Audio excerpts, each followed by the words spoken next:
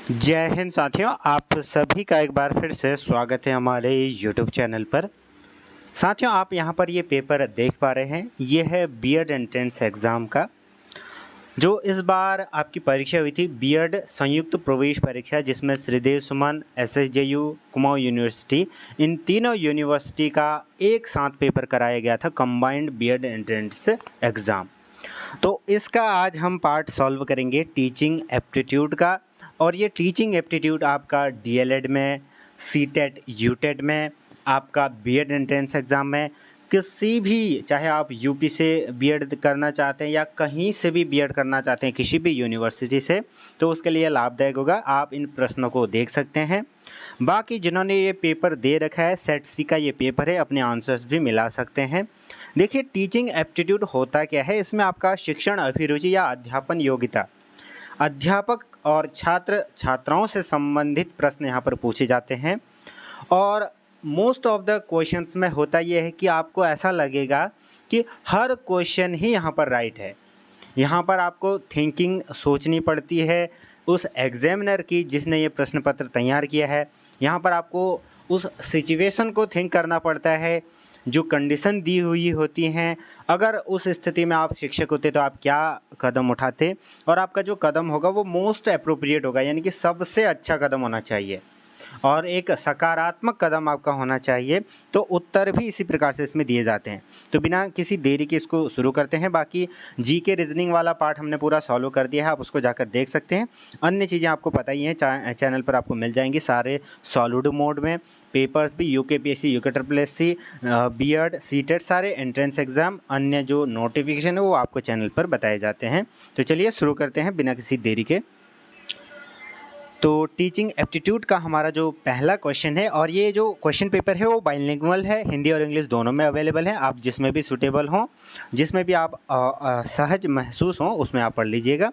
तो पहला क्वेश्चन है, a teacher will be responsible for his work if freedom to choose subject matter and teaching method should be given. B है आपका, training should be given in teaching, opportunity should be given for higher studies, more salary should be given. ठीक है, तो इसका सही उत्तर क्या होना चाहिए? इसका सही उत्तर हमारा होना चाहिए शिक्षण में प्रशिक्षण दिया जाए। ठीक है, एक अध्यापक अपने कार्य के प्रति जो होगा उत्तरदायी होगा कब होगा? यदि उसे विषय वस्तु एवं शिक्षण विधि के चयन की स्वतंत्रता दी जाए। तो ऐसे तो क्या होगा कि कोई भी आप समझ सकते हैं कि विषय वस्तु बना दें, तो वो तो अध्यापक नहीं बना सकता ना।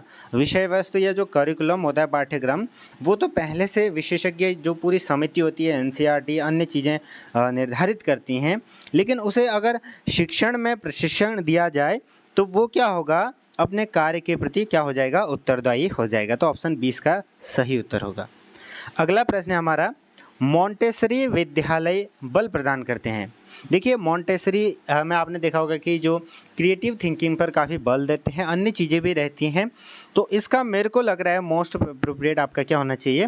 Creative learning. ठीक है, क्योंकि ये इसी के लिए ये बनाए गए हैं। इनका जो एस्टेब्लिशमेंट है वो इसी चीज़ के लिए है। मान लीजिए कि आप अपनी कक्षा में विद्यार्थियों के ज्ञान का मूल्यांकन करने हेतु एक प्रश्न पूछना चाहते हैं। सबसे उचित विधि होगी एक समय में एक से अधिक प्रश्न पूछना, बड़े प्रश्न पूछना, एक विशिष्ट विद्यार्थी से प्रश्न पूछना, पूरी कक्षा के सामने प्रश्न रखना, तब एक विद्यार्थी का चयन कर उससे प्रश्न पूछना। तो ऑप्शन डी आपको सही लग रहा होगा, क्योंकि देखिए, आप किसी एक पर्टिकुलर से तो नहीं पूछेंगे हमेशा। आपको क्या करना है? पूरी कक्षा से पूछना है, फिर उसके बाद किसी एक को आप बोलेंगे कि जी आप बताइए अब। ठीक है, तो ऑप्शन डी इसका सही उत्तर हो जाएगा। मैंने आपको क्या बताया कि सभी उत्तर सही जैसे लगते हैं इसमें, लेकिन आपको क्या ढूंढना है? Most appropriate. अभी जब फाइनल आंसर की आएगी तो हम इसमें देखेंगे, क्योंकि कई क्वेश्चन 19, 20, 20 में हो जाते हैं। ठीक है, जिसमें 2 क्वेश्चन आपको क्या लगेंगे कि 2 उत्तर सही होंगे। Next question, a teacher will become a good communicator if he has the ability to speak, the ability to listen, the ability to use language, the ability to joke। तो क्या भाषा के प्रयोग की योग्यता उसमें होनी चाहिए। ठीक है, अब देखिए, जो भाषा वो चयन कर रहा है उसका चुनाव वो किस प्रकार से कर रहा है। जो डिक्शन है वो उस तरीके से हो कि जो आगे आपके बच्चे बैठे हुए हैं उनको समझ में आए आसानी से, राइट। नेक्स्ट क्वेश्चन हो जाएगा हमारा, अध्यापक का सबसे महत्वपूर्ण कार्य है कि वह अपनी बातों को विद्यार्थियों को समझा सके, कक्षा के दौरान छात्रों को तनाव रहित रखे, पाठ्यक्रम को पूर्ण करे या नियमित कक्षा ले। देखिए, तो इसका मेन काम है अपनी बातों को क्या करे, बच्चों को या विद्यार्थियों को समझा सके। He can explain the points to the students. ठीक है, this is the most appropriate answer. So next question is, what will you do if a parent refuses to let his or her children participate in a cultural program? देखिए, किसी सांस्कृतिक कार्यक्रम में भाग लेने से किसी बच्चे के अभिभावक मना कर दें तो आप क्या करेंगे? मैं इस बात को प्रधानाचार्य से सूचित करूंगा, ये गलत हो जाएगा। मैं अभिभावक के साथ सांस्कृतिक कार्यक्रम के शैक्षिक उद्देश्यों पर चर्चा करूंगा। किसी दूसरे अध्यापक से अभिभावक को समझाने के लिए कहूँगा। मैं सांस्कृतिक कार्यक्रम को ही रद्द कर दूंगा। तो ऑप्शन बी इसका सही उत्तर हो जाएगा। आप अभिभावक को बताएंगे कि सांस्कृतिक कार्यक्रमों से क्या क्या चीज़ें या क्या विकास आपके बच्चे में हो सकता है या किसी के भी जीवन में। तो नेक्स्ट क्वेश्चन है हमारा, कक्षा में विद्यार्थियों की रुचि बने रहे इसके लिए अध्यापक को क्या करना चाहिए? देखिए, श्यामपट्ट का उपयोग करना चाहिए, बिल्कुल करना चाहिए। प्रश्न पूछना चाहिए, बिल्कुल, क्योंकि उससे कक्षा की जीवंतता बनी रहती है, आपको फीडबैक मिलता है। कहानी सुनाना चाहिए, बिल्कुल, थोड़ा सा रोमांचक बनाने के लिए, थोड़ा सा उनका ध्यान आकर्षित करने के लिए कहानी नरेशन वाले मोड में भी आपको सुनाना है। उपरोक्त सभी का उपयोग करना चाहिए। तो ऑल ऑफ द अबव इसका सही उत्तर हो जाएगा। नेक्स्ट क्वेश्चन है हमारा, कक्षा में प्रश्न पूछने वाले विद्यार्थियों को, ठीक है, आगे पूरा करना है वाक्य, कक्षा के उपरांत मिलने का सुझाव दिया जाना चाहिए।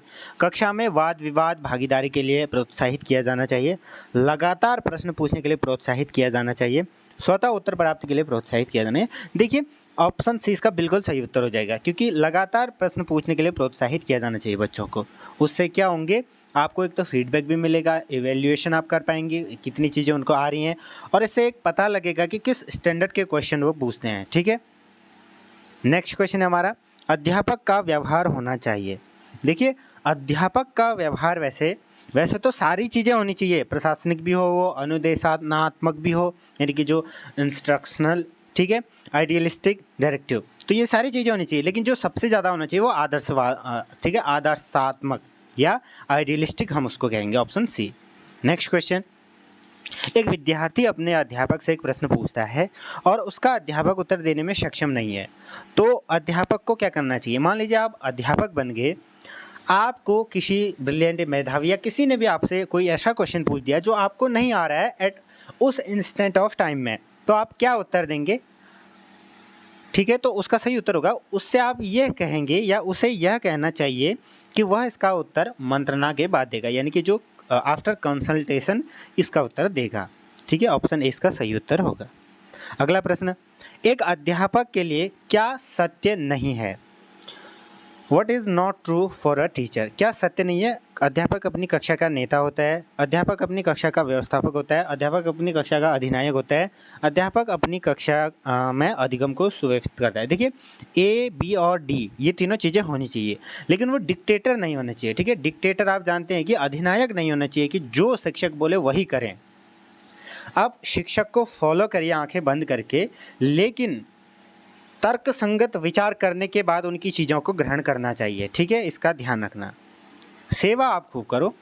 जब अधिकांश बच्चे कक्षा में बेचैन, अशांत और अवज्ञाकारी हो तो अध्यापक को इसमें से जांचना चाहिए। क्या जांचना चाहिए? कक्षा में बाहरी तत्वों के प्रभाव को, छात्रों के घरेलू वातावरण को, विद्यालय में पाठ्यशैगामी तथा अन्य आकर्षण को, विषय ज्ञान तथा अध्यापन विधि को। देखिए, 12वें का सटीक उत्तर हमारा होना चाहिए डी।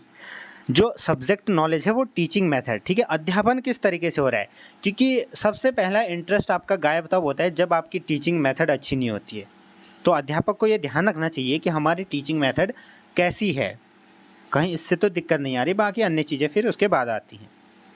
नेक्स्ट क्वेश्चन, सत्तावादी शिक्षण व्यवहार में निम्न में से किसके लिए उपयुक्त है? आत्मविश्वास, अनुशासन, उपलब्धि, उन्नति।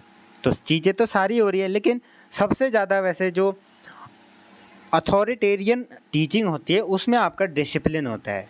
ठीक है, वैसे तो डिसिप्लिन होना चाहिए, बाकी इसका फाइनल आंसर की आने के बाद हम इसको देखेंगे। नेक्स्ट क्वेश्चन, शिक्षा का मुख्य उद्देश्य है। The main objective of education is to improve society, disciplining the students to develop the inherent abilities of the students, यानी कि जो निहित क्षमताओं का विकास करना। तो ऑप्शन सी इसका बिल्कुल सटीक उत्तर हो जाएगा। ठीक है, इसका ध्यान रखना।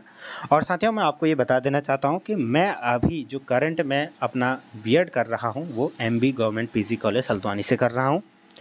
तो आगे अगर आप इसमें एडमिशन लेना चाहते हैं, कोई आप इच्छुक हैं या उत्तराखंड, हालांकि मैंने SHAU का भी एंट्रेंस दिया था, उसमें भी मैंने एडमिशन लिया था, लेकिन क्योंकि मेरा SHAU और कुमाऊँ यूनिवर्सिटी दोनों जगह चयन हुआ था, मैंने वहाँ एडमिशन ले लिया था। उसके बाद कुमाऊँ का रिज़ल्ट आया तो मैंने वहाँ से एडमिशन वापस लिया और यहाँ लिया। इसका भी कारण था, इसका मतलब ये नहीं था कि पढ़ाई तो दोनों जगह अच्छी है, ठीक है, बाकी मेरी अवेलेबिलिटी यहाँ अच्छी थी तो मैंने MBPG हल्द्वानी में एडमिशन ले रखा है। तो अगर आप यहाँ एडमिशन लेने के इच्छुक होंगे तो व्हाट्सएप ग्रुप से जुड़ जाइएगा। वैसे कॉमन सभी लोग जुड़ जाइएगा, क्योंकि मैंने एक ग्रुप बना रखा है जिसमें 200-300 लोग जुड़े हुए हैं, आपस में बातें करते हैं, आपस में आप लोग अपनी क्वेरीज हल करते हैं। जब मेरे को टाइम मिलता है तो मैं भी आपसे थोड़ा सा चर्चा परिचर्चा कर लेता हूं। तो ये चीज़ें हैं। बाकी आप प्रीवियस ईयर पेपर अन्य चीज़ें देख सकते हैं। अगर आप न्यू व्यूवर हैं, जिन्होंने ये एग्ज़ाम दिया है वो तो देख ही रहे होंगे।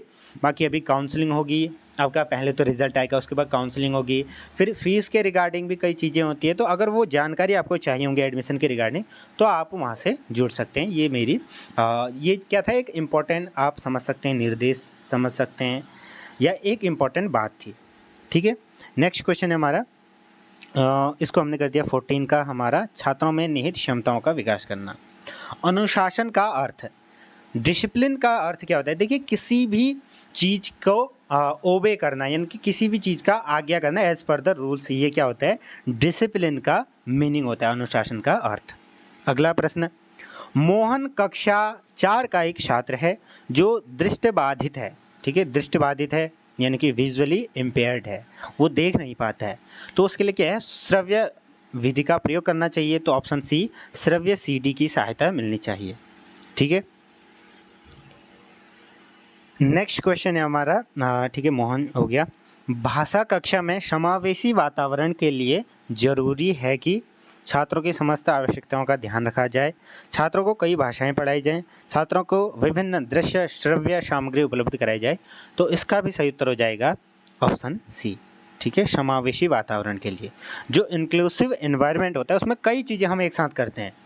ठीक है, इंक्लूसिव में हम श्रव्य भी करेंगे, दृश्य भी करेंगे, साथ ही साथ हम कुछ डेमोन्स्ट्रेट भी करेंगे, कुछ आप कर भी सकते हैं। ठीक है, नेक्स्ट क्वेश्चन, निम्न में से कौन सा गुण प्रेरित शिक्षक का होता है? देखिए, विच of the following is the quality of N inspired teacher? Supremacy, goal directed behaviour, dissatisfaction, feeling of superiority. तो इसका सही उत्तर होना चाहिए हमारा गोल डायरेक्टेड बिहेवियर, लक्ष्य निर्देशित व्यवहार। नेक्स्ट क्वेश्चन, आप सभी को आनंद आ रहा है तो क्वेश्चन इसी प्रकार से पूछे जाते हैं। देखिए, इस वीडियो का आपका जो मतलब होना चाहिए या इसका जो तात्पर्य है ये है कि आपको पता लगे कि इसमें कैसे क्वेश्चन पूछे जाते हैं। आगामी आप सीटेट एग्ज़ाम देंगे, अगर बीएड का दे दिया, आप यूटेट का देंगे, उसमें भी ऐसे ही प्रश्न पूछे जाते हैं बहुत सारे। बाकी बीएड का तो ये है ही, यूटेट और डीएलएड। ठीक है, तो डीएलएड में ये काफ़ी क्वेश्चन पूछे जाते हैं, उसमें भी 50 क्वेश्चन टीचिंग एप्टीट्यूड होता है। ठीक है, तो ये सारी चीज़ें ना आप जितना ज़्यादा देखेंगे आप अपने ज्ञान से, व्यवहार से, तब आप डिसीजन ले पाएंगे चिंतन के बाद। नेक्स्ट क्वेश्चन है हमारा, विद्यार्थियों में व्यवहार परिवर्तन के लिए सर्वाधिक प्रभावकारी पद्धति है तो पॉजिटिव रीइंफोर्समेंट, यानी कि सकारात्मक पुनर्बलन। शिक्षक शिक्षार्थी संबंध के अध्यापन में किस तकनीक का उपयोग किया जाता है?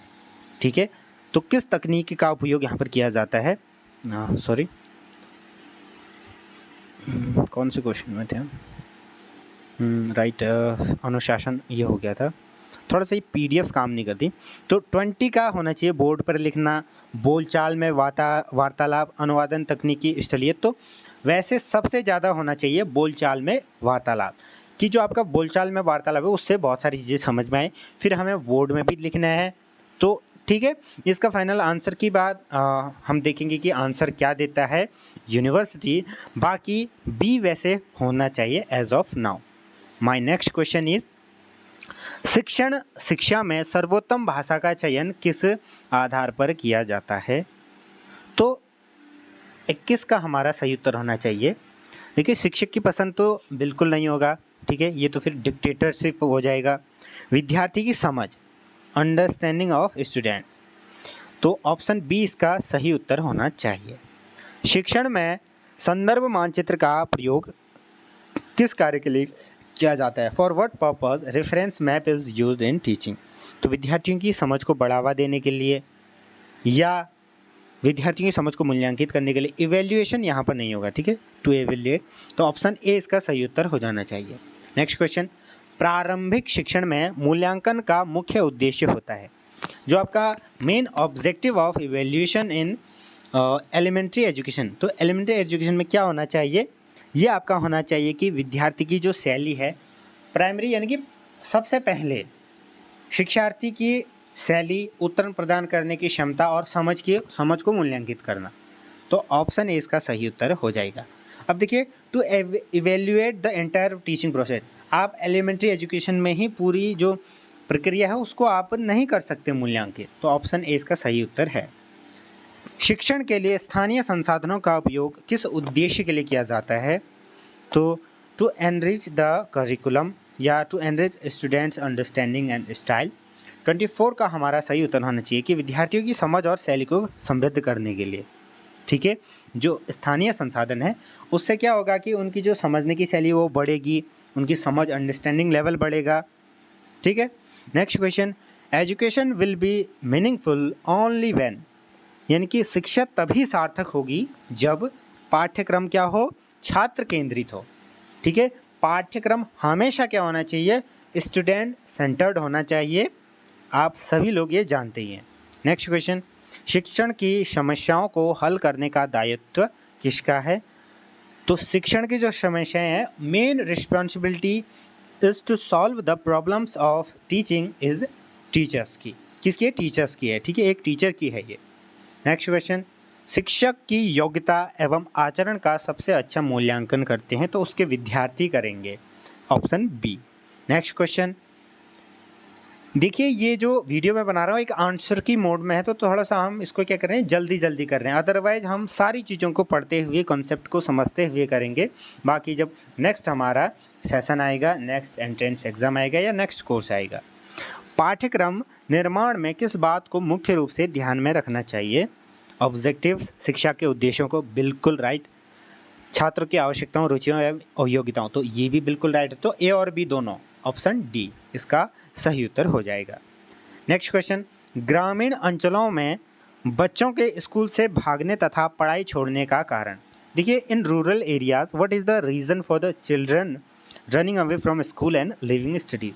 देखिए, जो पढ़ाई छोड़ते हैं उसका एक तो कारण होता है गरीबी गाँव में, ठीक है, उनको काम करना पड़ता है या कई सारी पारिस्थितिक कारण होते हैं, परिस्थितियाँ होती हैं। स्कूल का नीरस वातावरण, इसको भी आप बहुत हद तक मान सकते हैं, क्योंकि गांव में ऐसा होता है दूर में। छात्रों की बाल श्रमिक बनने की लालसा, देखिए लालसा तो हम नहीं कह सकते, क्योंकि ये उनकी एक मजबूरी भी होती है कि अगर मान लीजिए गरीब हैं तो बचपन से कार्य करते हैं या करना चाहते हैं।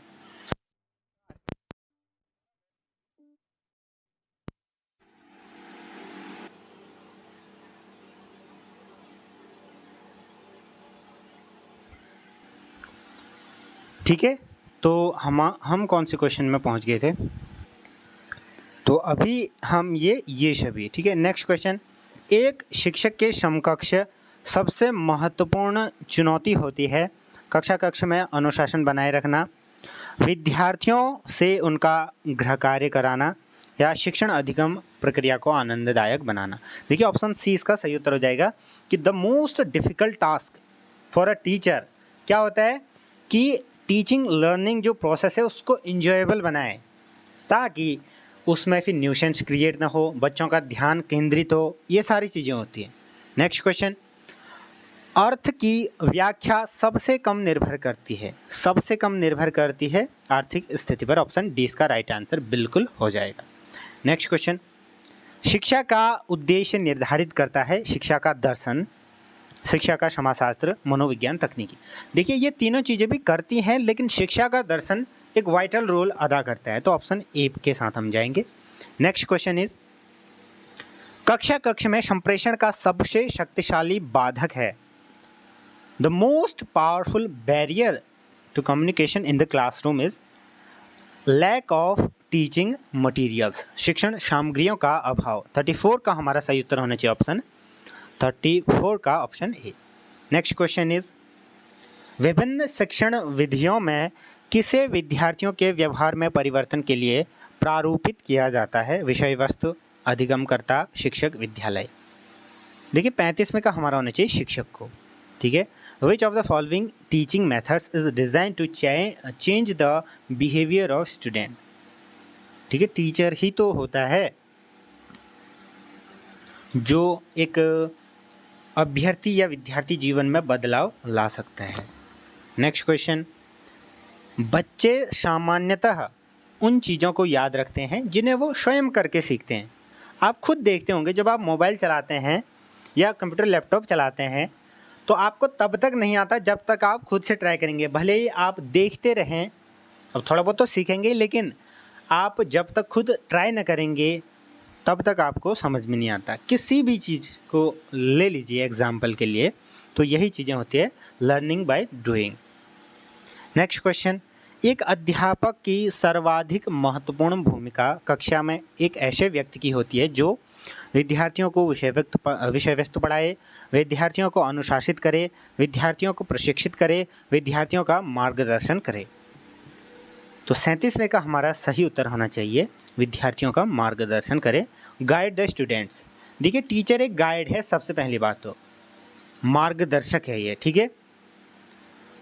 The main objective of a test, यानी कि जो परीक्षण होता है उसका मुख्य उद्देश्य क्या है। अब तक जो पढ़ाया गया है उसको दोहराना, ये गलत हो जाएगा।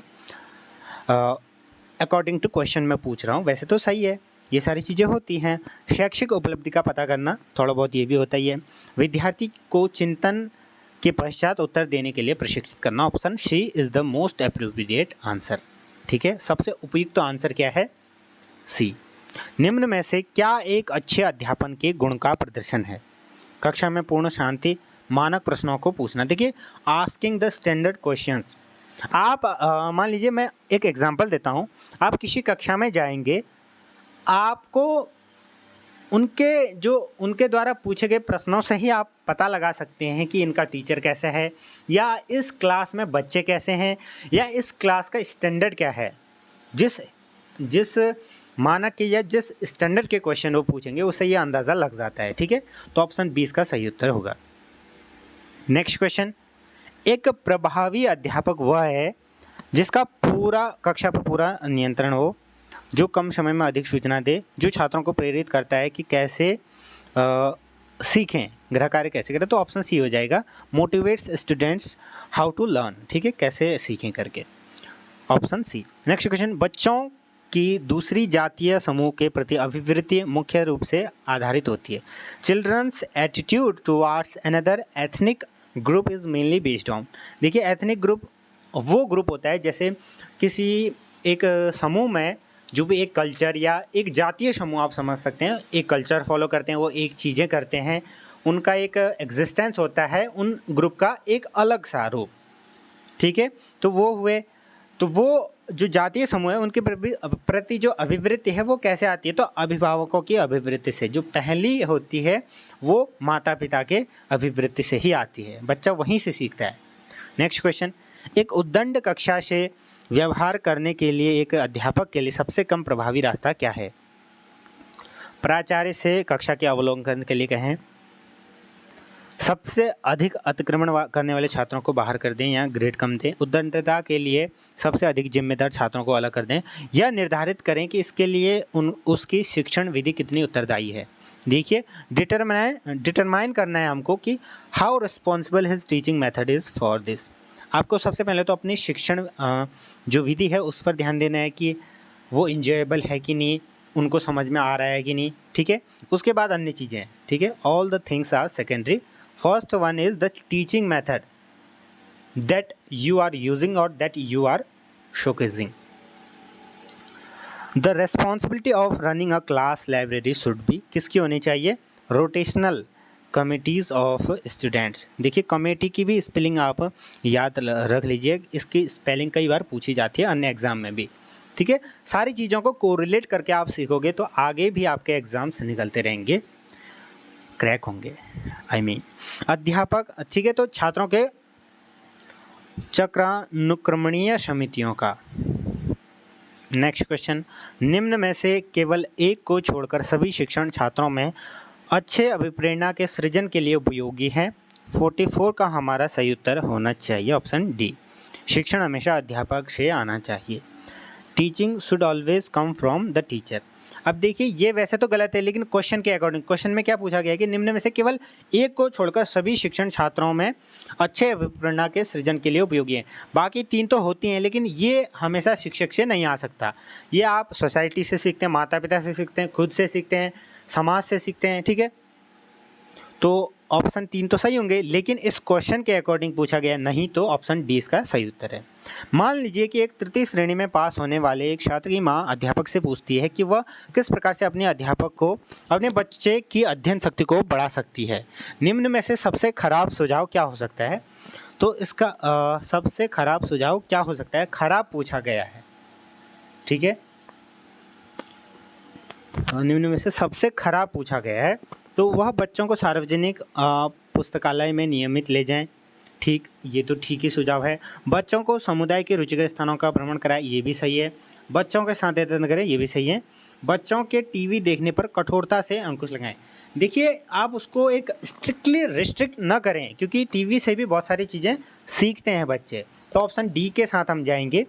उसको टीवी भी दिखाना है, सारी चीज़ें करवानी है, लेकिन एक लिमिटेड इंटरवल ऑफ टाइम के लिए।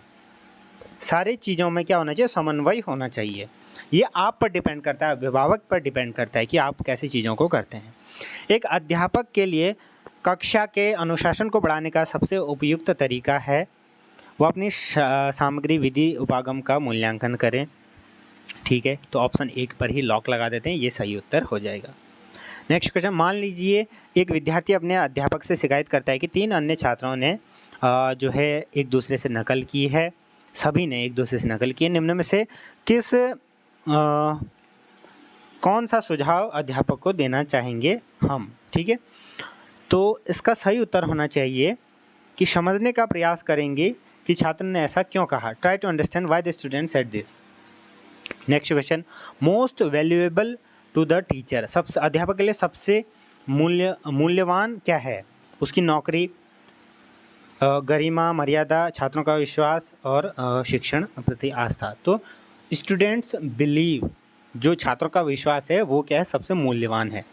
A good teacher is one who, एक अच्छा अध्यापक वो है जो मेधावी और परिश्रमी होना चाहिए। बिल्कुल सही, मेधावी भी हो, परिश्रमी भी हो अध्यापक।